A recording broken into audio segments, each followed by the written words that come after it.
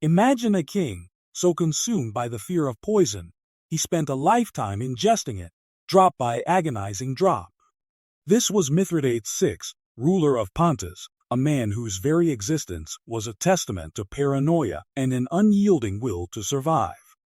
His story, however, culminates not in triumph, but in an end far more horrifying than even his darkest nightmares could conjure, a cruel irony born from his lifelong obsession. For decades, Mithridates had defied Rome, a relentless shadow against their burgeoning empire. He was a master strategist, a polyglot who spoke 22 languages, and a physician who concocted antidotes to every known toxin. Yet, beneath this formidable exterior lay a profound vulnerability, an inherited terror of assassination by poison, a fate that had claimed his own father. This terror became the defining obsession of his life, driving him to develop a legendary immunity, a complex daily regimen of increasing doses of various venoms and antidotes, known as Mithridatism. He believed this ritual would grant him invincibility, a shield against the treachery that lurked in every shadow. His central conflict was not merely with Rome, but with mortality itself and the insidious fear that gnawed at his sanity. He ruled a vast kingdom, stretching from the Black Sea to the Caucasus, a land rich in resources, but perpetually threatened by Roman expansion. His ambition was to unite the East against the encroaching Western power, a monumental task that demanded every ounce of his cunning and resilience. He fought, he schemed, he conquered, always with that gnawing fear of the hidden blade, the poisoned cup, driving his every decision. He was a king who trusted no one, not even his own shadow, and certainly not his own son. The air in Pontus always carried the scent of the sea, a briny promise of distant horizons, but for young Pharnaces, it smelled only of his father's suffocating ambition. Pharnaces, barely a man, walked the polished marble halls of his father's palace, each step echoing the weight of an impossible legacy. His father, Mithridates VI, the Serpent King, had carved an empire from the edges of the known world, defying Rome itself for decades. Yet, for Pharnaces, this wasn't a tale of glory. It was a gilded cage. Pharnaces carried the burden of his lineage in his very bones. He possessed his father's sharp, calculating eyes, but none of his relentless, almost fanatical, will. While Mithridates dreamed of conquering Rome, Pharnaces yearned for a quiet life, a scholar's existence far from the clang of swords and the stench of blood. He spent his days immersed in scrolls, tracing the constellations, finding solace in the predictable dance of the heavens, a stark contrast to the volatile chaos of his father's court. His father's obsession with poisons, a morbid fascination that had saved his life countless times, cast a long shadow over Pharnaces. Mithridates, fearing assassination, had systematically ingested tiny, increasing doses of various toxins, building an immunity that was legendary and terrifying. He called it Mithridatism, a perverse art form, and he expected Pharnaces to learn its dark secrets. Each morning, a small, ornate silver cup would appear on Pharnaces' table, its contents a bitter, acrid concoction designed to harden his body against death. Pharnaces would drink it, his stomach churning, his mind recoiling from the grim ritual. The central conflict that consumed Pharnaces was not an external enemy, but the internal war against his father's monstrous expectations. Mithridates saw weakness in Pharnaces' intellectual pursuits, a dangerous softness that threatened the very survival of their dynasty. He demanded a warrior, a ruthless successor, not a philosopher. The chasm between them grew wider with each passing day, a silent, festering wound. Pharnaces felt the walls closing in, not just on his father, but on his own fragile existence. He was a pawn in a game of empires, forced to confront a destiny he never wanted, a fate inextricably linked to his father's horrifying legacy. The silver cup, cold and menacing, became a daily ritual, its contents a bitter reminder of his father's obsession. Pharnaces would gaze at the murky liquid, knowing each sip chipped away at his own will, forcing him to become something he despised, He saw himself not as an heir, but as another one of Mithridates' morbid experiments, his body a living laboratory for the king's twisted science. Each morning, the same silent battle unfolded. Pharnaces against the cup, against his father's shadow, against the very idea of becoming immune to death, a concept that felt more like a curse than a blessing. His father's paranoia, once a distant eccentricity, now permeated every corner of the palace. Mithridates, increasingly isolated, saw treachery in every whisper, disloyalty in every averted gaze. He began purging his court, old allies disappearing without a trace, their loyalty questioned, their lives forfeit. Pharnaces watched, horrified, as men he had known since childhood vanished into the king's dungeons, their desperate cries echoing through the palace at night, a grim lullaby. He understood then that his father's ruthlessness was not merely a tool of conquest, but a consuming fire, burning through everyone and everything around him. The weight of Rome's relentless advance pressed down on them all. Reports trickled in, tales of legions marching, of cities falling, each dispatch more dire than the last. Pharnaces, despite his scholarly inclinations, could not ignore the grim reality. His father, once the indomitable Serpent King, now seemed a cornered beast, lashing out blindly, his grand strategies crumbling into desperate, violent acts. The vast empire Mithridates had forged was shrinking, squeezed by the iron fist of the Republic. The scrolls that once offered solace now felt like a cruel mockery. How could he lose himself in the stars when the ground beneath his feet was shaking? Pharnaces found himself pacing the palace halls at night, the scent of the sea no longer a promise, but a reminder of the escape he could never have. The ornate silver cup, once a symbol of his father's bizarre ritual, now felt like a lead weight, each morning a reminder of the inescapable path laid before Pharnaces. He would lift it, the metallic scent mingling with the faint, sweet aroma of the sea, and a shiver would trace its way down his spine. It wasn't just the poison he feared. It was the slow, methodical stripping away of his own will, the transformation into something he deeply resented. Pharnaces found himself flinching at loud noises, his sleep plagued by fragmented dreams of Roman legions marching through the palace gates. His father, Mithridates, oblivious to Pharnaces' quiet torment, became even more consumed by his grand, failing strategies. Whispers of Roman victories grew louder, carried on the very winds that brought the scent of the sea. Pharnaces heard them, not through official pronouncements, but through the hushed conversations of servants, the grim faces of returning soldiers, and the increasingly frantic dispatches from the front lines. Each rumor was a hammer blow, chipping away at the fragile edifice of the Pontic Empire, and with it, Pharnaces' last vestiges of hope for a life of his own. The palace, once a place of imposing grandeur, began to feel like a tomb. Pharnaces walked its echoing halls, no longer seeking solace in scrolls, but searching for an exit, a way out of the tightening noose of his destiny. He saw the fear in the eyes of the courtiers, the desperation etched on the faces of his father's generals. Mithridates, once a figure of terrifying power, now seemed a tragic, almost pathetic figure, clinging to a lost cause with a fanaticism that bordered on madness. Pharnaces watched him, a knot of dread tightening in his stomach, knowing that his father's downfall would inevitably drag him down too. One evening, a trusted tutor, a man who had taught Pharnaces since childhood and knew his quiet disposition, approached him with a veiled warning. He spoke of the growing discontent among the troops, exhausted by endless wars, weary of Mithridates' unyielding demands. He spoke of the whispers of betrayal, of a desperate desire for peace at any cost. Pharnaces listened, his heart pounding, the words confirming his deepest fears. The scent of the sea, once a symbol of endless possibility, now carried the heavy scent of impending doom. He understood then that the question was no longer if the empire would fall, but how and what role he, Pharnaces, would be forced to play in its final, bloody act.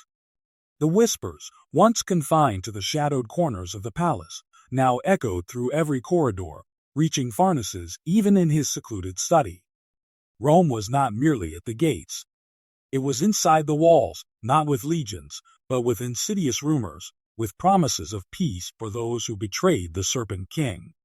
Pharnaces watched his father, Mithridates, pacing the war room, his eyes burning with a feverish intensity that bordered on madness. The old king, once a titan, now seemed a caged beast, cornered and dangerous. He railed against the gods, against fate, against the very air he breathed, refusing to accept the inevitable. Pharnaces felt a cold dread settle in his stomach. The empire, his father's life's work, was crumbling, not from a single, decisive blow, but from 1,000 tiny fractures, each one a betrayal. Soldiers deserted in droves, officers swore allegiance to Rome, and even the palace servants spoke of surrender. Pharnaces knew the time for scholarly pursuits was over. The predictable dance of the heavens offered no solace now, only the chaotic, unpredictable dance of death. He saw the desperation in his father's eyes, a desperation that could only lead to one terrifying conclusion: a final, suicidal stand. He remembered the silver cup, the daily ritual of poison, and a chilling thought took root. His father, immune to so many toxins, was not immune to despair. Mithridates, who had outsmarted legions and defied empires, was now a prisoner of his own unyielding pride. Pharnaces watched as his father, in a fit of rage, struck a loyal guard who dared to suggest retreat. The blow was not just physical. It shattered any remaining illusion of control. The Serpent King was losing his grip, and Pharnaces felt the tightening noose of destiny around his own neck. He knew what had to be done, a terrible act that would forever stain his hands, but one that might, just might, save what little remained of his world. The scent of the sea, once a promise, now carried the undeniable stench of blood and impending doom. The final, horrifying act was drawing near, and Pharnaces was trapped in its grim embrace. The decision had been made, not by Pharnaces alone, but by the relentless tide of circumstance. The whispers had grown into a roar, the discontent of the army, and the populace a deafening clamor against Mithridates' endless wars and his increasingly erratic behavior. Pharnaces found himself at the head of a rebellion he had not sought, a pawn in a game far larger than himself. The palace, once his gilded cage, now felt like a tomb awaiting its occupant. His father, the Serpent King, was cornered in Panticapaeum, his final stronghold. Pharnaces knew the stories, the legends of Mithridates' resilience, his ability to escape impossible situations. But this time, there was no escape. The legions of Rome were closing in, and within the city walls, his own people, weary of war and tyranny, had turned against him. Pharnaces felt a cold dread settle in his stomach. He was not a warrior. He was a scholar, a man of scrolls and quiet contemplation.